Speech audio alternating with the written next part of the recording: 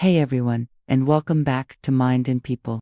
Have you ever found yourself replaying a conversation in your head, worrying about what someone thought of you?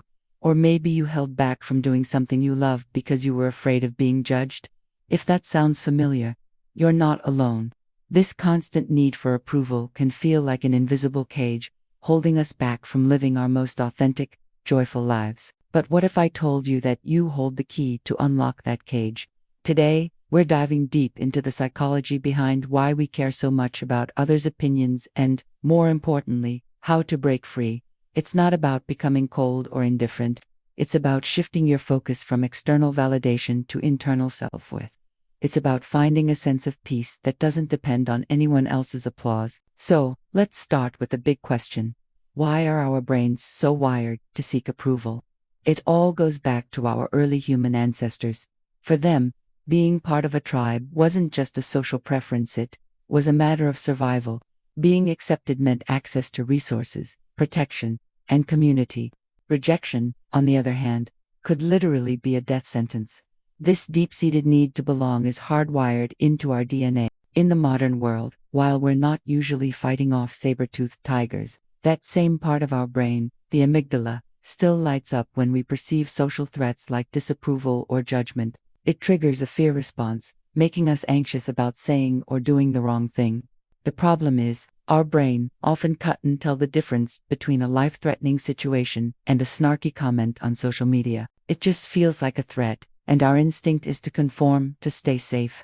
Understanding this biological foundation is the first step. It's not a flaw in your character. It's just your ancient brain trying to protect you. Now that we know why we crave approval, let's talk about how to start unplugging from it. The first powerful step is to identify your core values. What truly matters to you, deep down?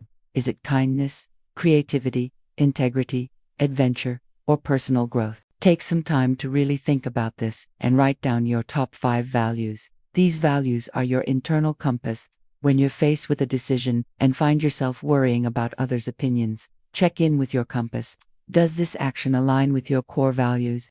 If you value creativity, but you're afraid to share your art because someone might not like it, you're letting their potential opinions steer you away from what's truly important to you. When you start making choices based on your values instead of others' validation, you begin to build a life that feels authentic and deeply fulfilling. Your values become your anchor, keeping you steady even when the winds of public opinion shift. The second step is a game changer. Practice self-compassion. We are often our own harshest critics. We magnify our mistakes and internalize every negative comment. Self-compassion is about treating yourself with the same kindness and understanding you would offer a good friend when you mess up or feel judged. Instead of beating yourself up, try acknowledging the feeling without judgment. You could say to yourself, "This is a moment of suffering," or "It's okay to feel hurt by that comment." This simple act, inspired by the work of Dr. Kristen Neff, separates you from the emotion. It reminds you that you are not your mistake. You are a human being having a difficult experience. When you build a strong, compassionate relationship with yourself, you become less dependent on others to make you feel worthy. You become your own source of comfort and validation, which is the ultimate form of emotional freedom.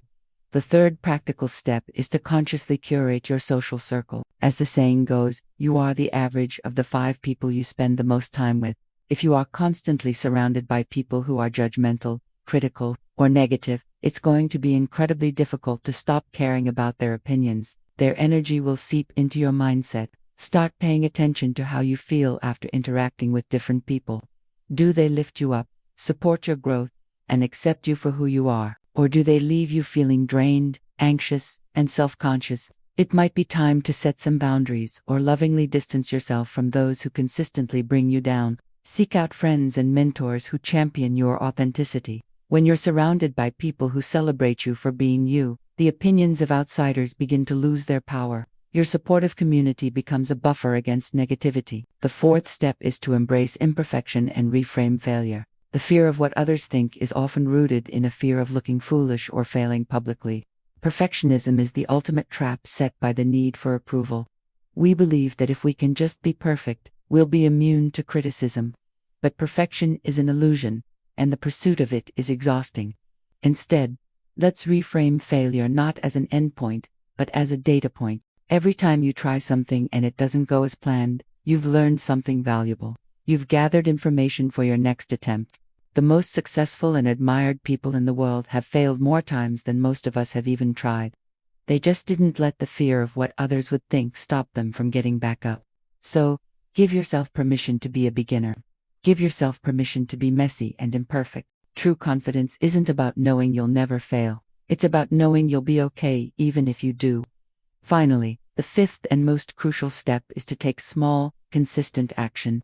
All the mindset shifts in the world won't matter if you don't put them into practice. This is about building your courage muscle. Start small.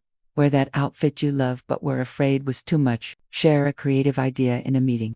Post that picture you feel good in, without obsessing over the likes. Each time you act in alignment with your true self, despite the fear of judgment, you send a powerful message to your brain. I am safe. I am capable. My worth is not up for debate. These small acts of bravery build on each other, creating momentum. Over time, what once felt terrifying will start to feel normal. You'll realize that most people are too busy worrying about themselves to be hyper-focused on you. And even if someone does judge you, it doesn't have the power to break you. You are building a foundation of self-trust that is unshakable. So there you have it, 5 powerful steps to break free from the need for approval and start living a life of true emotional freedom. It's a journey, not a destination, so be patient and kind to yourself along the way. Remember to identify your values, practice self-compassion, curate your circle, reframe failure, and take consistent, brave action. You deserve to live a life that is a true expression of who you are, not who others think you should be. Thank you so much for watching. If this video resonated with you, please give it a thumbs up and hit that subscribe button, and let's keep leveling up together.